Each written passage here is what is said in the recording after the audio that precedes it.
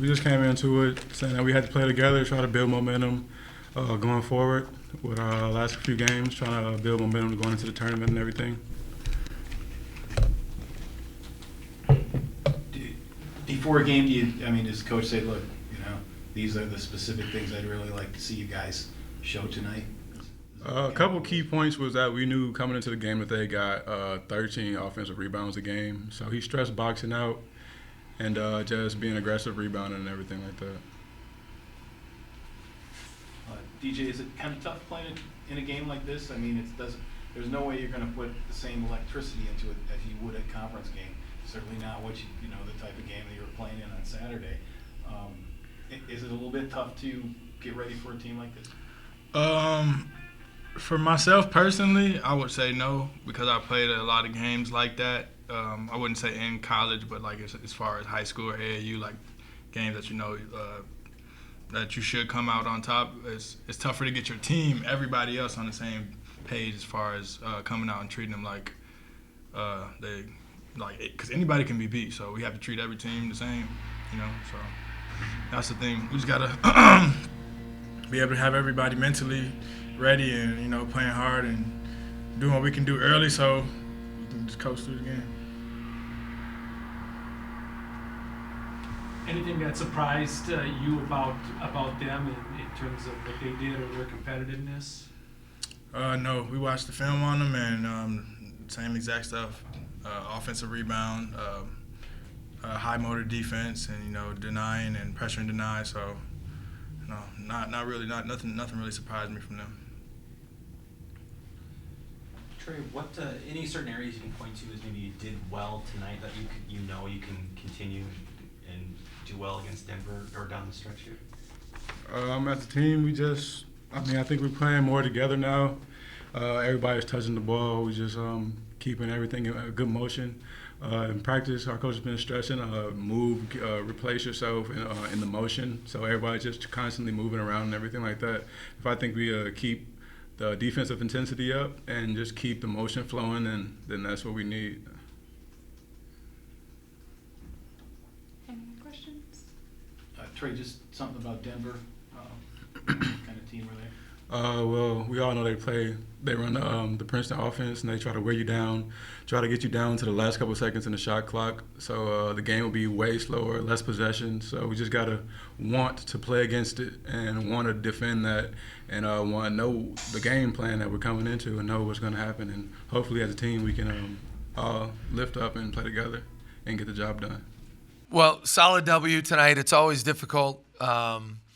Never been a fan of playing non-conference games during league play, but just in this scenario, it was really a no-brainer when you have 8 days off. Our last game was South Dakota State on a Saturday night, and then the league doesn't schedule us to play till Sunday of the following week. We went to play the game for 8 days, and then you play 3 and 6 days, and then you have a week off for the conference tournament. So we would have had, 14 or 15 days off in a 3-week span, and at this time of year, that is certainly not what you want to do. So we're fortunate. We're glad York was able to come up and play. And they had they're 20-8, and they caused some problems with some things. And early on we struggled with some things, but we were able to figure it out. I thought Trey Burnett had an excellent game, 14 points, 15 rebounds, and 4 assists. And just was very patient. He wasn't trying to force the issue and just let the game come to him. Trey Norris, another really good floor game. And then Tyler Flack, 5 for 7. Didn't get a ton of clock, only played 16 minutes that way. But it wasn't always pretty. Certainly the start was a little slow. Held them to 23 points in the first half. And I thought we did a good job attacking them, especially inside. And able to find a way to get the W and on to the next. Was rebounding going to be key against this team? Well, the two things they do, they're number one in the country in NAI in steals per game. So they get 10.5 steals a game, and they force 18 turnovers a game. And, with our lack of depth on the perimeter, that's somewhat of a concern. But we've also, one of our biggest strengths as a team is we don't turn it over, generally speaking. So you kind of, but that's what they do. They force catastrophic turnovers, which leads into easy buckets. The second part is they're 7th in NEI in rebounding, in offensive rebounding. And, you know, it's one of those things where, like the first half, they have 11 offensive boards. So on the season, they get 38.7% of their missed shots, which is a very good number. You know, at halftime, they were getting 41% of their missed shots. And so we just had to do a better job with that. And that should be a strength of ours now, with the size that we're playing with, you know. And we have done a lot better job with rebounding recently. So those are the two biggest keys, you know, not turning it over and rebounding, and then just handling their pressure. But it's like teams that pressure like that, if you just can withstand it for the first 10 or 15 seconds, usually there's multiple breakdowns and you get something easy at the rim. You know, and you saw how well we shot it from the three. I mean, we lit it up tonight, going 1 for 17. So we got to figure that out. We got to be able to stretch some teams out, you know, because that's been really sporadic, you know, for us from that side of it. You specifically mentioned Trey Burnett, and how do you think he's adjusted to coming off the bench versus being in the starting lineup? Yeah, you know, how many games has it been? Has it been 6? Wait, no, 1, 2, 3, 4, 5. I think this is the 5th game, and to my recollection, he really only struggled 1 game.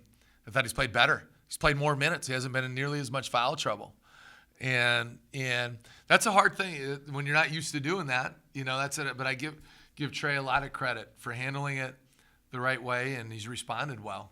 You know, and the other thing is, basically, since he's been out of the lineup, we've had an entirely different team. You know, so he's playing a lot more 3 now versus just 4, which opens up more minutes for some of our other big guys. Like, it's an adjustment phase kind of for everybody, adjusting to new roles, different schemes on both sides of the ball.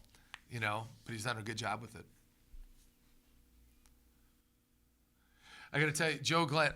So I ran into Joe Glenn at the Wellness Center today. I was doing my pregame workout, which I always do, and I need to do a lot more of, as you guys can tell. And so I just got done. I was just lathered in sweat, breathing I'm out of shape.